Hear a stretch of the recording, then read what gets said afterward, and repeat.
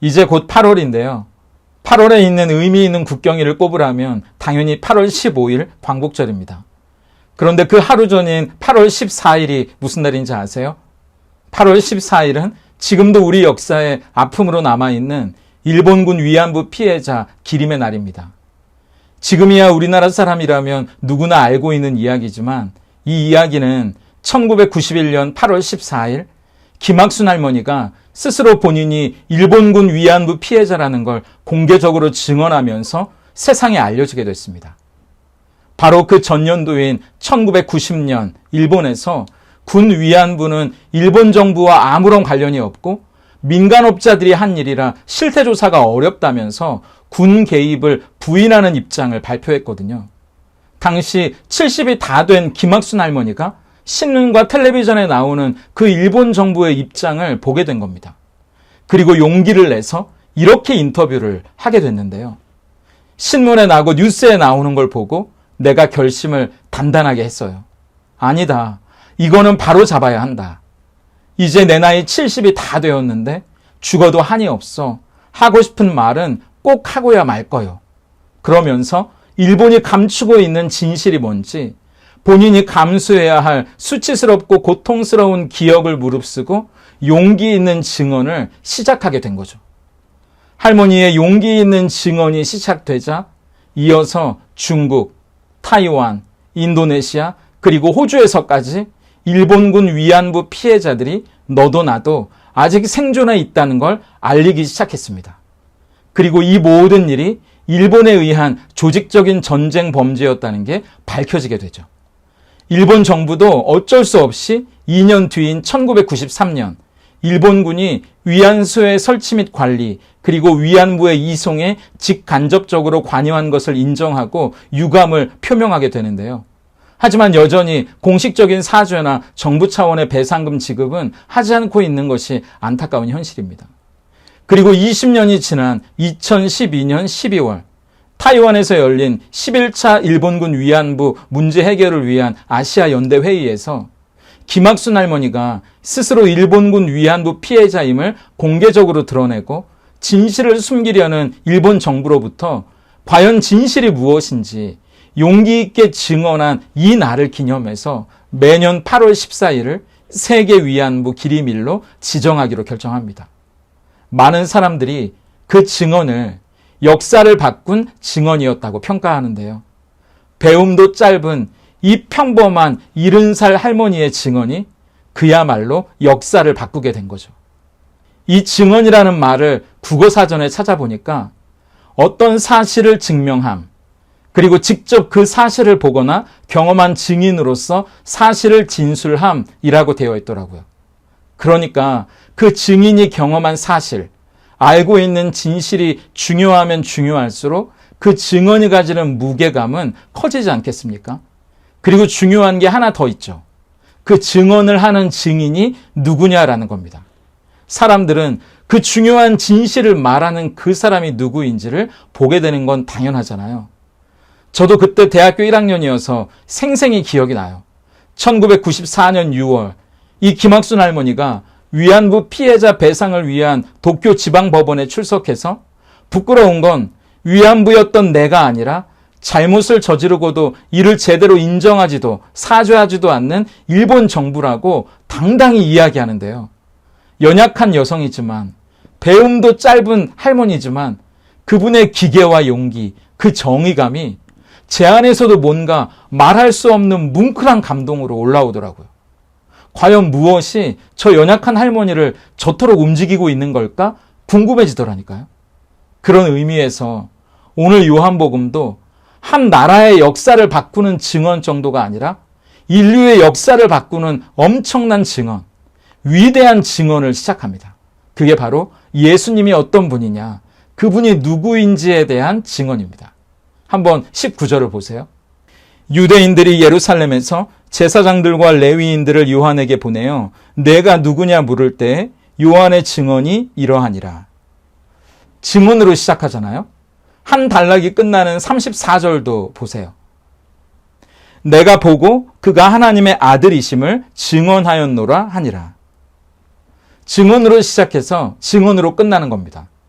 그 증언의 내용은 우리가 다음 주에 살펴보게 될 텐데, 오늘 우리가 살펴볼 건 아까 말한 대로 이 엄청난 증언을 하고 있는 증인이 과연 누구냐입니다. 그 사람이 바로 침례 요한이에요. 요한복음을 쓴 요한과 이름은 같은데 이 요한은 그 아버지가 제사장 사가랴입니다. 제사장 가문에서 태어났으니까 금수저예요. 태어날 때부터 종교 지도자 상류층 집안에서 명예와 부를 다 가지고 태어난 게 요한입니다. 그런데 그것뿐이 아니에요. 사실 요한의 부모는 나이가 많았기 때문에 자식을 포기했었거든요. 그때 하나님이 보낸 천사가 나타나서 아들을 낳을 거라고, 그 아이가 많은 백성들을 주님께로 돌아오게 할 거라고 예언하고 이름까지 요한이라고 지어주거든요. 그런데 아버지 사가랴가 제사장인데도 아브라함처럼 그걸 못 믿으니까 태어날 때까지 벙어리가 됩니다. 그러다가 아이가 태어나자마자 혀가 돌아왔거든요. 그리고 사람들이 이걸 다 봤습니다. 그러니까 침례 요한은요, 태어날 때부터 대단한 금수저에 하나님의 예언을 따라 특별히 선택된 사람으로 소문이 났다는 거예요. 이 정도면 여러분도 그 사람이 누군지 궁금하지 않겠습니까? 그런데 그런 요한이 모든 충분히 누릴 수 있는 명예와 부, 자기의 권리를 다 버리고 광야에 가서 경건하게 하나님과 동행하며 사는 거예요. 백성들이 다 그 요한을 존경하지 않을 수가 없는 겁니다. 그런데 요한이 언제부터인가 요단강에서 사람들에게 침례를 주기 시작한다는 소식이 들리는 거예요. 엄청난 사람들이 몰려들기 시작합니다. 마태복음 3장 4절부터 6절까지 보세요. 이 요한은 낙타 털옷을 입고 허리에 가죽띠를 띠고 음식은 메뚜기와 석청이었더라. 이때 예루살렘과 온 유대와 요단강 사방에서 다 그에게 나와 자기들의 죄를 자복하고 요단강에서 그에게 침례를 받더니, 그 당시 종교 지도자들의 위선과 부패에 신물이 났던 사람들에게 이 침례 요한이 얼마나 신선하게 보였겠습니까? 청빈해 보이고 정말 하나님과 함께하는 사람처럼 보이지 않았겠어요? 오죽했으면 바리새인과 사두개인들까지 몰래 요단강에 나와왔겠습니까? 그런데 요한이 어떤 사람이었는지 한번 보세요. 마태복음 3장 7절입니다. 요한이 많은 바리새인들과 사두개인들이 침례 베푸는 대로 오는 것을 보고 이르되, 독사의 자식들아, 누가 너희를 가르쳐 임박한 진노를 피하라 하더냐. 지금 종교 지도자라는 가면을 쓰고 정작 속으로는 진짜 신앙의 자유가 뭔지도 모르고 영혼에 대한 사랑도 없고 하나님을 향한 갈망도 없는 그들을 향해 그냥 질러버리는 거 아닙니까? 그러니까 사람들은 얼마나 환호했겠어요. 요새 말로 사이다다 그러지 않았겠습니까? 사람들이 갈급해하고 만나고 싶어하는 살아있는 하나님을 보여주지도 못하고 딱딱한 종교의 틀 안에서 대접받기만 하고 자기들이 누릴 권리만 찾던 종교 기득권자들을 향해 그들이 하고 싶었던 말들을 대신해 주니까 속이 시원했겠죠.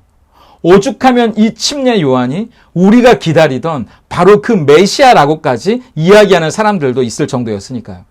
그런데 요한복음은 그렇게 백성들의 엄청난 지지와 환호를 받던 이 요한, 심지어 사람들에게 메시아가 아니냐는 오해까지 받았던 바로 그 요한이 인류의 역사를 바꾸는 위대한 증언을 감당한 증인, 예수님에 대해 말하는 바로 그 증인이었다고 이야기하는 겁니다.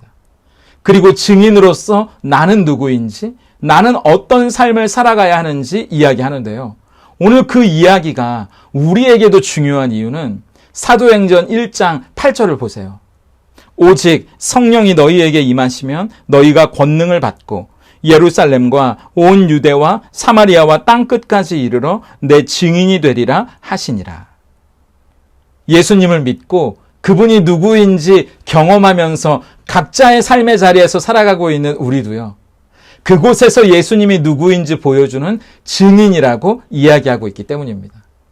그래서 다음 주 살펴보게 될 예수님이 누구인지에 대한 증언과 함께 오늘 우리가 나누게 될 예수님 앞에서 나는 과연 증인으로서 누구인지, 어떤 삶을 살아가야 하는지에 대한 증언이 우리의 고백과 다짐이 되어야 한다는 거죠. 그렇다면 예수님이 어떤 분인지 세상에 증언하며 살아가는 사람은 어떤 사람일까요? 자기를 부인하는 겸손한 사람이라고 이야기합니다. 19절을 함께 볼까요? 유대인들이 예루살렘에서 제사장들과 레위인들을 요한에게 보내어 내가 누구냐 물을 때에 요한의 증언이 이러하니라. 아마 그 당시 종교 지도자들은 복잡한 마음이었을 겁니다. 침례 요한에게 사람들이 구름대같이 모여든다는 이야기를 들으니까 내심 마음이 불안하지 않았겠어요? 자기들의 종교 기득권을 잃어버릴지도 모르는 거잖아요. 그러면서도 또 이 요한이 진짜 뭔가 자기들이 모르는 힘이 있는 건 아닌지 불안하기도 했을 겁니다. 그러면 빨리 요한에게 줄을 서야 되잖아요. 그러니까 요한에게 사람을 보내서 과연 요한이 누군지 물어보는 겁니다. 그때 요한이 유명한 3가지 자기 부정을 하거든요. 첫째, 나는 그리스도가 아니다. 둘째, 나는 엘리야도 아니다. 셋째, 모세가 말한 그 선지자도 아니라고요. 이 3사람의 공통점이 뭔지 아세요? 힘이 있고 사람들의 주목을 받는 대단한 존재라는 겁니다. 그러니까 나는 힘도 없고 주목받을 만한 이유도 없는 대단한 존재가 아니라는 거예요. 그런데 생각해 보세요. 지금 저와 여러분이 사는 세상은요, 다 그렇게 되려고 혈안이 되어 있는 거 아닙니까? 아니, 다 안 그런 척 폼 잡고 계시니까요. 이렇게 물어보면 되겠네요. 여러분 자녀들은 다 그런 자녀 만들고 싶으시잖아요. 여러분 다니는 교회는 그런 교회이길 바라시는 거 아닙니까? 힘이 있고 대단하고 주목받는 그런 자녀, 그런 교회요. 그런데 요한은 단호하게 다 아니라고 말한다는 겁니다. 그리스도가 아니라는 건 당연히 그렇죠. 모세가 말한 그 선지자도요, 사실은 메시아를 가리키는 말이거든요. 그러니까 당연히 아니죠. 그런데 네가 엘리야냐고 묻는데도 아니라고 말하는 걸 보면 이 요한의 마음이 뭔지 우리가 엿볼 수 있습니다. 누가복음 1장 17절을 한번 보세요. 그가 또 엘리야의 심령과 능력으로 주 앞에 먼저 와서 아버지의 마음을 자식에게 거스르는 자를 의인의 슬기에 돌아오게 하고 주를 위하여 세운 백성을 준비하리라. 기억하시죠? 천사가 요한의 아버지 사가랴에게 앞으로 아들이 태어날 거라고 예언했는데요. 그 예언 중에 이 아이가 엘리야 같은 아이가 될 거라는 말씀을 주셨거든요. 그런데 요한이 자라면서 아버지가 제사장입니다. 이 이야기를 아들에게 하지 않았겠습니까? 그리고 말라기에 보면 메시아가 오기 전에 엘리야가 그 앞서 그 길을 준비할 거라고 예언했거든요. 이미 구약에 통달했고 예수님이 오실 길을 예비하는 요한이 그걸 몰랐을 리가 없다고요. 그런데 왜 자기가 엘리야라는 걸 부인했다는 겁니까? 우리가 알다시피 유대인들이 기다렸던 메시아는 어떤 메시아였어요? 정치적으로 이스라엘을 로마로부터 해방시켜줄 그런 메시아. 그들을 잘 먹고 잘 살게 해줄 왕을 기다렸으니까 예수님도 그들이 예수님을 왕 삼으려고 할 때 오히려 그들로부터 멀리 벗어나시지 않습니까? 엘리야도 마찬가지예요. 구약의 엘리야는 선지자 중에 선지자거든요. 그야말로 능력의 종이거든요.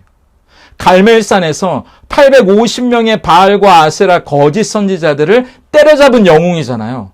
불말과 불병거를 타고 죽음을 보지 않고 하늘로 올라간 기적의 종이라고요. 정치적이고 경제적인 메시아를 기다렸던 유대인들, 엘리야는 달랐을까요?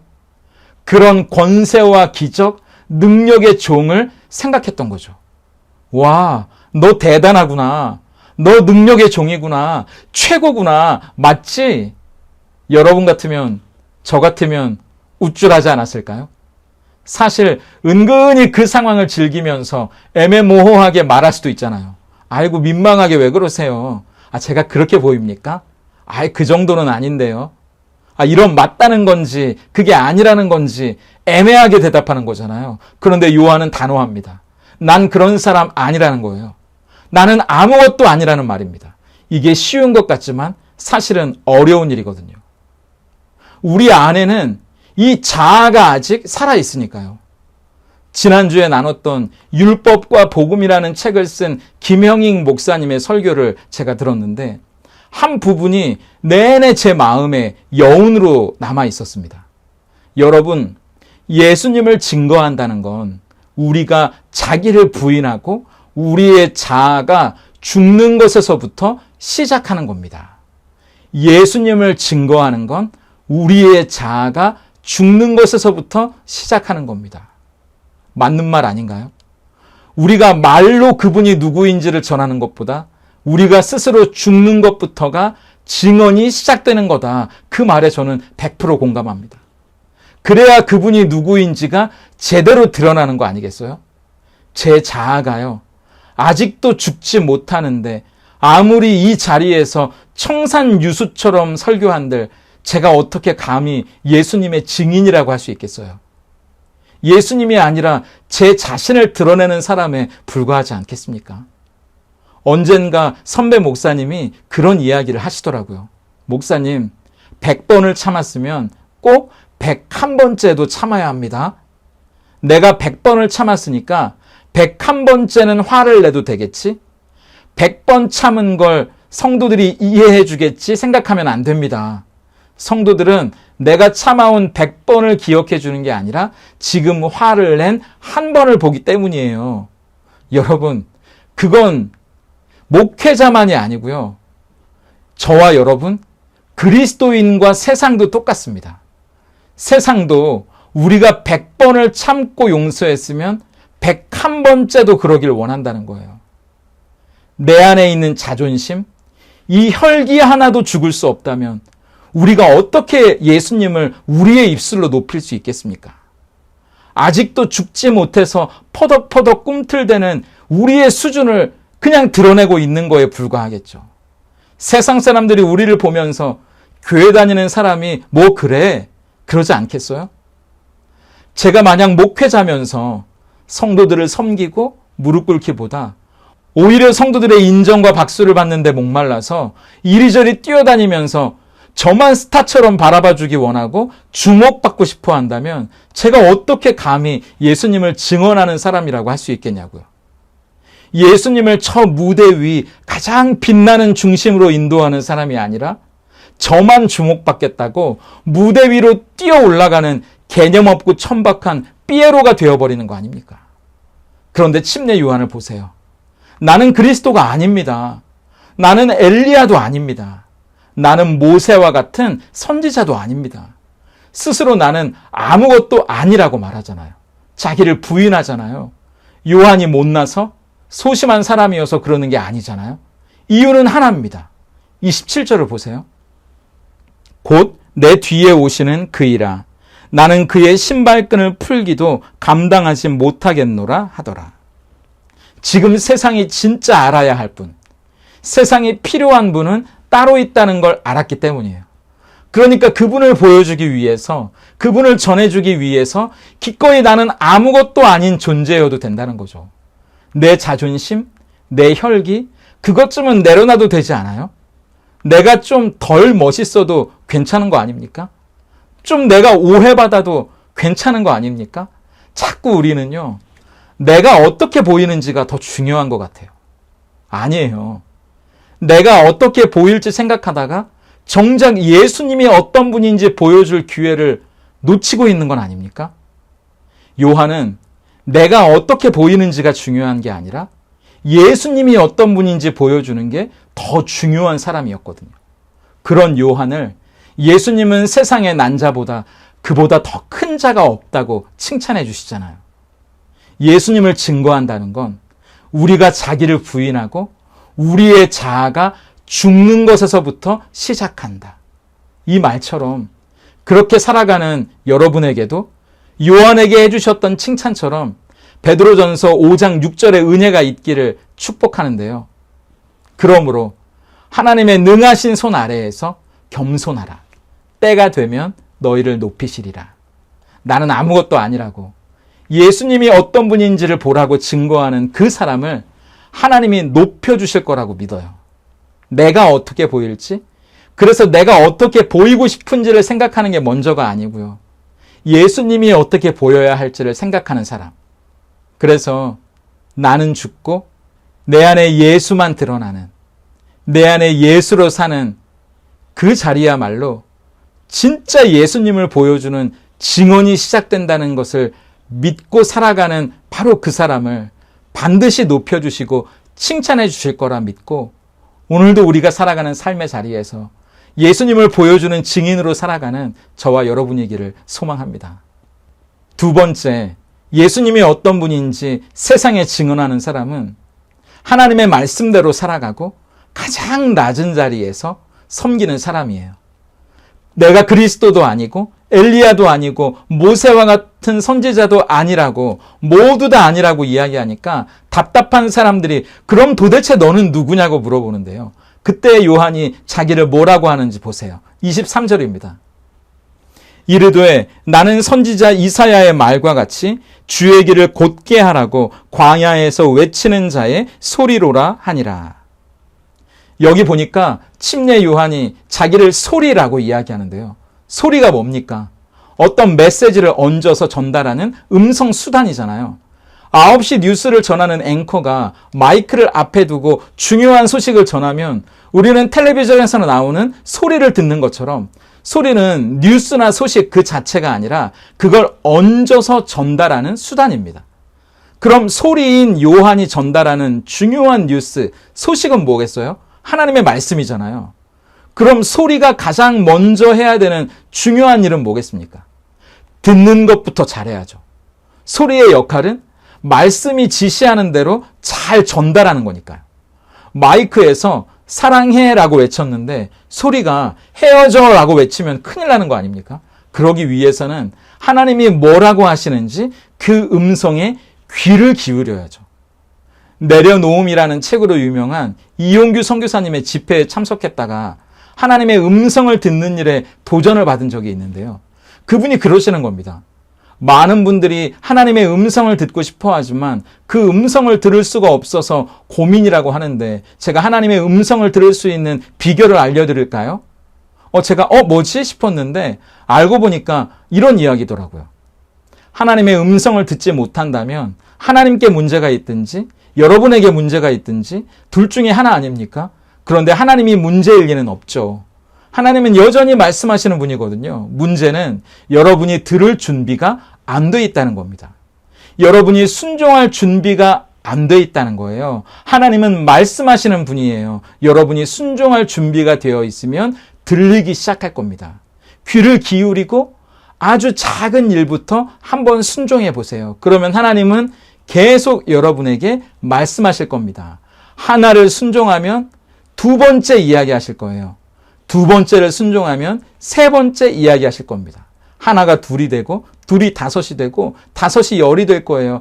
그리고 나중에는 하나님의 음성을 듣고 순종하는 기쁨이 여러분에게 충만할 겁니다. 맞아요. 예수님이 어떤 분인지 세상에 보여주겠다고 말하면서 정작 우리는 그분의 음성에 귀를 기울이지도 않고 그분의 말씀에 순종도 하지 않는다면 어떻게 그분의 말씀을 전달하는 소리가 될 수 있겠습니까? 입을 열어서 외치기 전에 잠잠히 귀를 기울여 듣는 일부터 하지 않는다면 하나님의 말씀을 전하기보다 오히려 내 생각, 내 소리를 잔뜩 크게 틀어놓는 소음이 돼버릴 수도 있는 거잖아요. 그래서 저는 누가복음 1장 80절을 보면서 참 은혜가 되는 겁니다. 한번 보세요. 아이가 자라며 심령이 강하여지며 이스라엘에게 나타나는 날까지 빈 들에 있으니라. 이 아이는 침례 요한을 말하는 거거든요. 그가 사람들 앞에 나서기까지 광야 빈 들에 있었다고 성경은 짤막한 한 줄로 이야기합니다. 그 한 줄이 얼마나 많은 이야기를 담고 있는지 한번 상상해 보세요. 금수저로 태어났지만 그걸 다 내려놓잖아요. 내 욕망이 원하는 대로 그걸 이루면서 사는 게 그 인생의 목표일 수도 있었잖아요. 제사장 집안에서 가장 뛰어난 대제사장으로 이름을 날려보는 게 자기 인생의 목표가 될 수도 있었겠죠. 그런데 요한에게 그런 건 중요한 게 아니었습니다. 오직 하나님이 자기 인생을 어떻게 이끄시는지 주님 말씀하시면 내가 나아가리다. 주님 말씀하시면 내가 멈춰서리다를 훈련하며 살아갔다는 거 아닙니까? 성경에서 광야는 아무것도 보이지 않고 하나님의 말씀만 듣고 그 말씀이 이끄시는 대로 따라 사는 걸 경험하는 곳이니까요. 이스라엘 백성이 구름기둥, 불기둥 가운데 하나님의 인도하심만 따라 걸었던 곳이고요. 예수님이 하나님의 말씀으로 사단의 유혹을 물리치셨던 곳이잖아요. 그러니까 요한이 무작정 나는 소리구나, 외치러 나가야겠다, 뛰어나간 게 아니고요. 먼저 하나님의 음성을 듣는 법을 배우고 그 말씀 앞에 말씀대로 살아가는 순종을 훈련했다는 거거든요. 사람들도 요한이 광야에서 그렇게 살아가는 걸 다 봤기 때문에 그를 진짜 증인으로 인정한 거 아니겠습니까? 우리도 각자의 자리에서 예수님을 전하는 소리로 살아간다면 소리 높여서 외치기 전에 잠잠히 예수님의 음성을 듣기 위해 몸부림치는 우리만의 빈들이 있어야 하지 않을까요? 각자 형편에 따라 새벽 예배를 드리는 것도 좋고요. 큐티도 좋고요. 기도 시간을 가지셔도 좋아요. 그리고 참석하는 것만으로 끝나는 게 아니라 내가 들은 그 말씀을 삶으로 살아내기 위해 순종하기 위해 애쓰는 몸부림까지 우리에게 있으면 참 좋겠습니다. 그런데 그것뿐이 아니에요. 소리는 지나면 사라지는 겁니다. 요한도 예수님을 앞에 두고 자기는 기꺼이 사라지는 존재이기를 원했다는 거죠. 그럼 우리가 몸을 입고 있는 사람인데 어떻게 사라진다는 묵상을 내 삶에 적용할 수 있을까요? 제가 설교하고 난 다음에 이제 저는 사라지겠습니다. 그러면서 교회에서 없어진다거나 여러분이 봉사한 다음에 저는 이제 사라지겠습니다. 다음 주부터 교회를 안 나오는 게 적용이 아니잖아요. 제가 새벽에 말씀을 읽다가 고린도전서 4장 5절을 읽으면서 답을 찾은 것 같으면서도 마음이 무겁더라고요. 세 번역으로 읽어볼까요? 우리는 우리 자신을 전하는 것이 아니라 예수 그리스도를 주님으로 선포합니다. 우리는 예수로 말미암아 우리 자신을 여러분의 종으로 내세웁니다. 제가 이 말씀을 읽고 또 읽으면서 왜 마음이 복잡했냐 하면요. 소리는 사라지는 겁니다. 라는 구호는 문학적으로 멋있어 보이잖아요. 그런데 소리가 사라지고 남은 게 없는 현실 속에서 이제 그 소리를 우리의 삶으로 보여줄 책임이 있다는 것처럼 느껴지는 겁니다. 그때부터는 현실이에요. 그게 우리를 종으로 들여 서로를 섬기라는 말씀입니다. 솔직히 부담되더라고요. 가장 낮은 자리에서 내가 말로 전했던 예수, 이제는 사라진 그 소리가 진짜라는 걸 섬김으로 보여주라는 말씀이잖아요. 웬만한 단어가 아니라 종이라는 단어가 딱 나오니까 제 마음이 묵직해지는 겁니다. 그러면서 김민기 씨 다큐멘터리 생각이 났어요. 얼마 전에 아침 이슬의 작곡가로 유명한 김민기 씨의 다큐멘터리를 봤는데요. 저도 대학생 때 대학로 학전에서 지하철 1호선 연극을 받고 그분을 직접 뵀는데 그 다큐멘터리에서 제 마음에 계속 남은 건 뒷것이라는 단어였습니다. 김민기 씨가 스스로 자기를 부르는 호칭이 뒷것이라는 호칭이더라고요. 배우들에게 너희는 무대 위에서 빛나는 주인공 앞것이야. 나는 그저 그 뒤에서 보이지 않는 뒷것일 뿐이야. 평생 그랬다는 거예요. 그리고 안 보이는 곳에서 묵묵히 가장 굳은 일, 지저분한 일, 그런 일들을 손수 다 섬겨왔다는 겁니다. 그리고 자기는 뒷것이기를 자처했다는 거예요. 제가 그 이야기를 들으면서 제 자신이 부끄러워지더라고요. 소리는 사라지는 게 당연하죠. 하지만 현실에서 우리는 사라지는 게 아니라 낮아지는 겁니다. 우리가 예수님을 소리에 담아 전하고 계속 그 자리에서 사라지지 않는다면 보여줄 수 있는 건 우리밖에 없잖아요. 아니에요. 우리는 사라져야죠. 낮아져야죠. 우리의 섬김이 필요한 곳으로 사라지고 낮아져서 우리도 뒷것으로 섬기는 종으로 살아갈 때 예수님이 가장 앞에서 영광을 받으실 거라고 믿습니다. 그게 우리의 고백이 되어야 하지 않을까? 그런 생각이 들더라고요. 그렇게 광야에 외치는 소리, 예수님이 오실 길을 마음에 준비시키는 소리로 먼저 우리가 하나님의 말씀 앞에 살아가기 위해 노력하고 말로만 외치는 사람들이 아니고요. 묵묵히 낮은 자리에서 먼저 사랑하고 먼저 섬기는 종의 모습으로 진짜 증인이 되는 저와 여러분이기를 소망합니다. 그렇다면 하나님이 요한을 그런 진짜 증인으로 준비시킨 이유가 뭐였을까요? 우리가 각자의 삶 속에서 그런 증인의 삶을 살아가야 하는 이유는 뭘까요? 완벽하지는 않더라도 그렇게 살아가기 위해 노력하는 사람들의 증언에는 사람들의 심장을 뛰게 만드는 힘, 그 증언을 통해 꿈을 꾸게 하고 무언가 기대하게 만드는 힘이 있기 때문입니다. 요한이 그리스도도 아니고 엘리야도 아니고 모세도 아니라고 하니까 그때서야 바리새인들이 자기 속내를 드러내는 질문을 던지거든요. 1장 25절을 보세요. 또 물어 이르되 내가 만일 그리스도도 아니요 엘리야도 아니요 그 선지자도 아닐진데 어찌하여 침례를 베푸느냐. 사실 종교 지도자들은 요한이 누구냐에 진짜 관심이 있었다기보다는 요한에게 어떤 힘이 있느냐가 더 관심이 있던 겁니다. 요한이 진짜 그리스도여서 우리에게 구원을 가져다 줄까? 진정한 행복과 삶의 의미를 찾을 수 있을까? 내 인생에 뭔가 한 줄기 빛이 되어줄 수 있을까? 이런 기대를 가지고 요한에게 네가 누구냐고 물어봤던 게 아니라는 겁니다. 정확히 말하면 이거예요. 너 왜 우리 구역에서 침례를 하는 거야? 너 우리 구역에서 누구 허락받고 장사하는 거야? 그겁니다. 그 당시에 침례를 받는다는 건요, 이방인들이 유대교로 개종할 때 하나님을 모르고 지었던 죄를 깨끗이 씻어준다는 의미였거든요.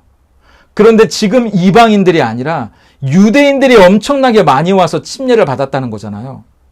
이방인들이야 뭐 어쩔 수 없는 건데 유대인들이라면 자기들이 종교 지도자잖아요. 우리의 허락 없이 왜 유대인들을 건드리냐는 겁니다. 만약 유대인들에게 침례를 줄 수 있다면 그건 에스겔 36장 25절을 보세요. 맑은 물을 너희에게 뿌려서 너희로 정결하게 하되 곧 너희 모든 더러운 것에서와 모든 우상 숭배에서 너희를 정결하게 할 것이며, 하나님께서 이스라엘 민족을 물로 씻어 정결하게 하신다는 약속을 주셨는데요. 이런 일을 하실 수 있는 분은 하나님, 메시아밖에는 없습니다. 그렇기 때문에 네가 그리스도냐고 물어본 거예요. 메시아가 아니라면 무슨 권세를 가지고 우리 허락도 없이 우리 종교 고객인 유대인에게 이런 종교 서비스, 침례를 베푸는 거냐고 화를 내고 있는 거죠. 그때 요한의 대답을 보세요. 26절, 27절입니다. 요한이 대답하되 나는 물로 침례를 베풀거니와 너희 가운데 너희가 알지 못하는 한 사람이 섰으니 곧 내 뒤에 오시는 그이라. 나는 그의 신발끈을 풀기도 감당하지 못하겠노라 하더라. 지금 바리새인들과 요한은요, 완전히 다른 이야기를 하고 있습니다. 바리새인들은요, 지금 내 이익, 세상의 가치관으로 땅의 이야기를 하고 있어요. 아까 보셨잖아요. 그런데 요한은 완전히 다른 이야기를 합니다. 요한은 이스라엘 백성의 구원에 대한 이야기를 하는 거예요. 물로 주는 침례 정도가 아니라 앞으로 성령으로 받게 될 침례를 꿈꾸고 있다고요.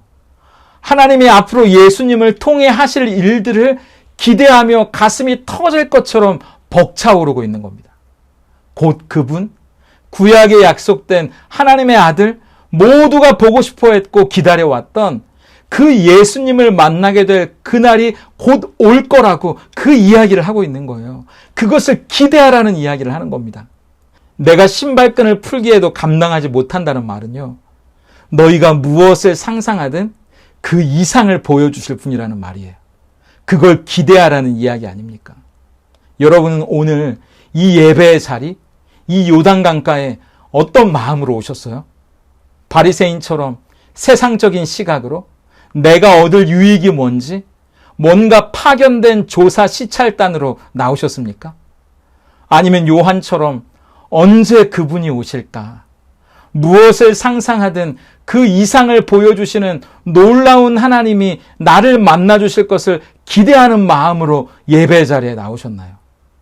여러분이 아는 그 예수님이 여러분이 상상하는 것보다 더 놀라운 분이라는 걸 믿기 때문에 이 예배 가운데 놀라운 일이 이루어질 거라는 기대를 가지고 나오셨기를 바랍니다. 그 기대하는 마음 위에 하나님이 그 기대를 채우고도 남는 놀라운 은혜와 기쁨과 기적을 부어주실 거라고 믿기 때문이에요.